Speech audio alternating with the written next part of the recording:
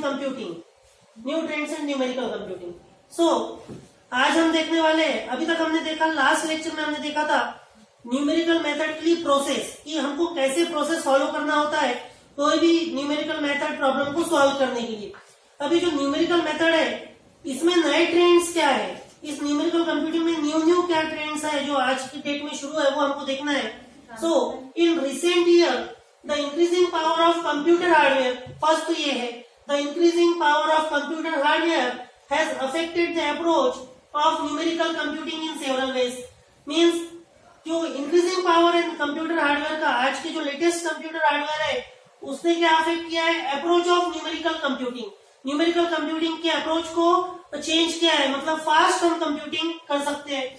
Second है, it has forced scientist and engineers to search for algorithms that are computationally fast and efficient. जैसा कि हमने last lecture में देखा था कि कैरेक्टरिस्टिक ऑफ न्यूमेरिकल कंप्यूटिंग, उसमें हमने देखा था कि न्यूमेरिकल मेथड कैसी होना चाहिए, फास्ट होना चाहिए, इफिशिएंट होना चाहिए। सो आज के जो फास्ट हार्डवेयर कंप्यूटर डिवाइसेस आ गए हैं उसलिए ये साइंटिस्ट को फोर्स कर रहे हैं कि ऐसे मेथड्स, न्यूमेरिकल मेथड्स, ऐसे एल्गोरिथम डेवलप करें ताकि वो कंप्यूटेशनली फास्ट और इफिशिएंट हो और फास्ट एग्जीक्यूटिंग डिवाइस में हम उसको यूज कर सके।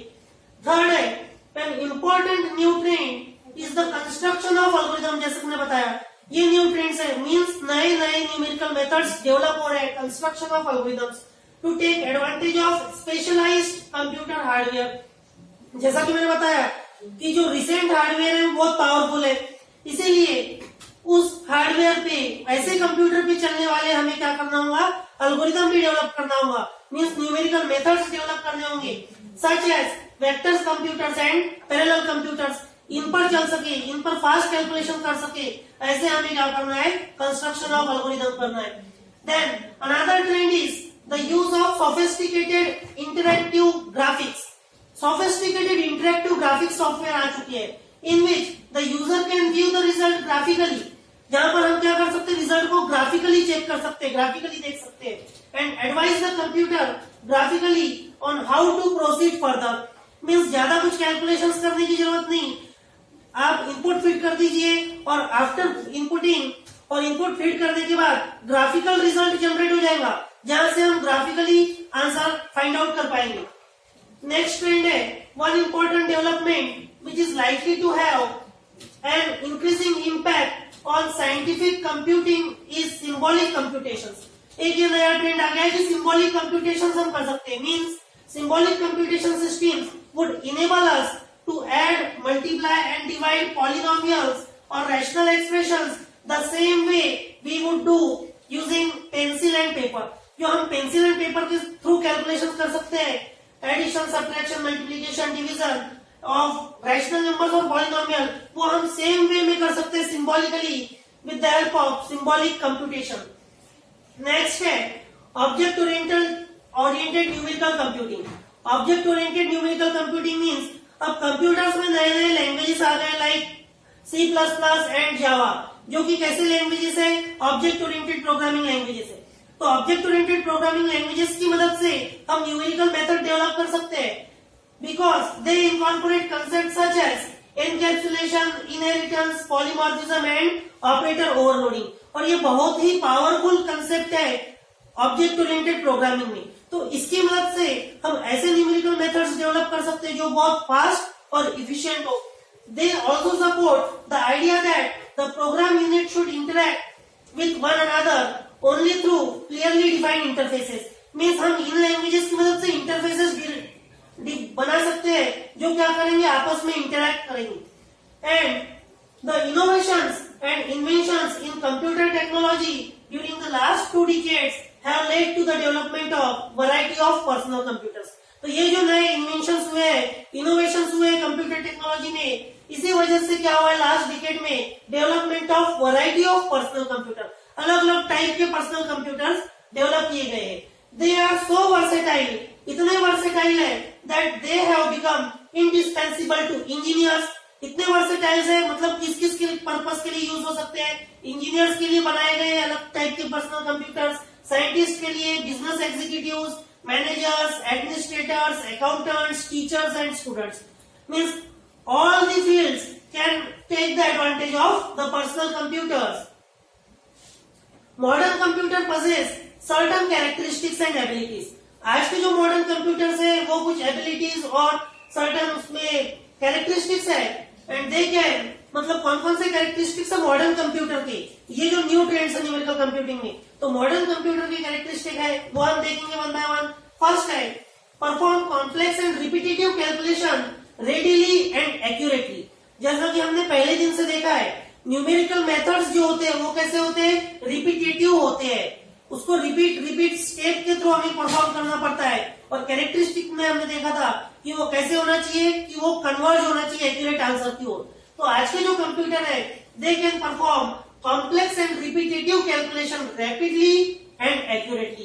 फास्ट कर सकते हैं रिपीटेटिव कैलकुलेशन और एक्यूरेट रिजल्ट दे सकते हैं. Store large amount of data. आज के जो कंप्यूटर्स है मॉडर्न कंप्यूटर्स वो large amount of data in GBs TBs store कर सकते हैं.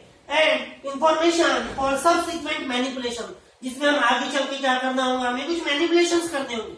मैनिपुलेशंस मतलब कुछ चेंजेस करना है और उसमें कुछ प्रोसेसिंग करना है, तो उसके लिए हम large amount of data store कर सकते हैं. ये अनदर कैरेक्टरिस्टिक है.